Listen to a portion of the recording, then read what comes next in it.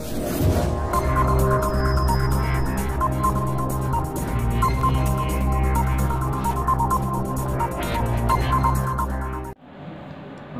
मेरा नाम रोहित है और ख़ास करके मुझे बियर ट्रांसप्लांट करना था।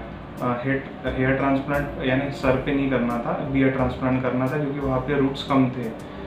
तो फिर हमने रिव्यूज़ देखे और डॉक्टर शाहनी के कुछ पेशेंट के देखे हमने।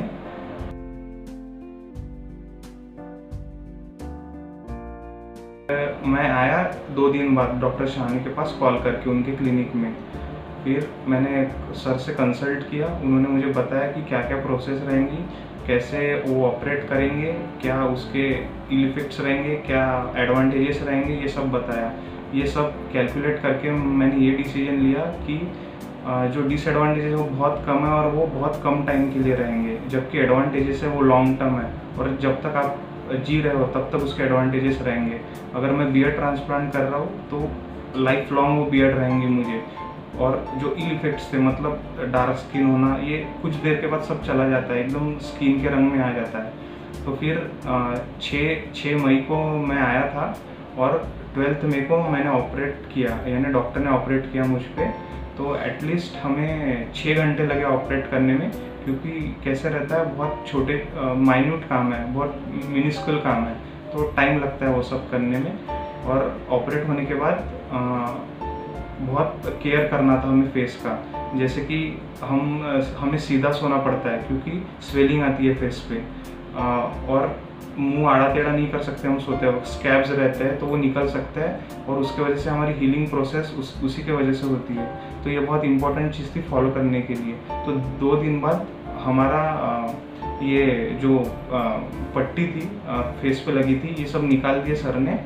फिर 4 दिन हमने बस ऐसे ही रहने दिया और फिर 4 दिन के बाद फेस वॉश यूज़ करना शुरू किया फेस के ऊपर, ताकि थोड़ा मैनुअल प्रोसेस करना पड़ता है ताकि स्कैब्स निकल जाए फेस के ऊपर से। फिर हमने वो किया। फिर उसके बाद फेस वॉश जैसे शुरू किया 2-3 दिन तक हमने किया, फिर वो स्कैब्स निकल गए। फिर अभी हम आ रहे हैं 10 दिन के बाद, जो पीछे स्टिचेस लगे हैं सर ने लगाई है, वो स्टिचेस अब निकालने हमें, क्योंकि अब वो हील हो चुके हैं। और अभी फिर उसके बाद डॉक्टर से हमारी बात हुई अच्छे से, तो उन्होंने हमें पूरा प्रोसेस समझाया कि और आगे क्या करना है और क्या क्या केयर करनी है हमें इस बारे में। और डॉक्टर ने जैसे बताया कि मतलब अपने पेशेंट्स बताए उन्होंने सबसे पहले तो, कि उन्होंने क्या क्या कैसे पेशेंट्स देखे हैं, क्या क्या उनके ऊपर मतलब कैसे ऑपरेट किया उन्होंने, और कंपेरेटिवली दोज पेशेंट्स जिन्होंने बाहर से ऑपरेट किया उनमें और इनमें क्या फ़र्क आया है जो उनने ऑपरेट किए। तो मैंने ये देखा कि जो सर ने ऑपरेट किए जिन भी पेशेंट्स पे, वो उन पे वो लुक बहुत अच्छा सूट कर रहा है, चाहे वो ऊपर का हेयर ट्रांसप्लांट हो या बियर्ड ट्रांसप्लांट हो।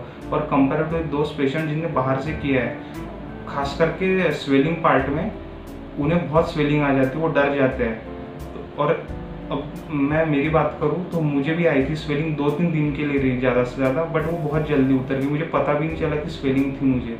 और प्रोसेस की बात करूँ तो दूसरे जो पेशेंट्स थे वो बोलते थे बहुत पेनफुल प्रोसेस है ट्रांसप्लांट करना, मतलब, बट मैंने जब किया मुझे इतना कुछ पेनफुल लगा नहीं, प्रोसेस एकदम नॉर्मल लगा। कब प्रोसेस ख़त्म हुआ पता भी नहीं चला मुझे, बहुत ईजी प्रोसेस है।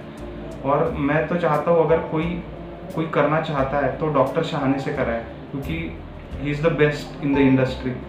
Thank you.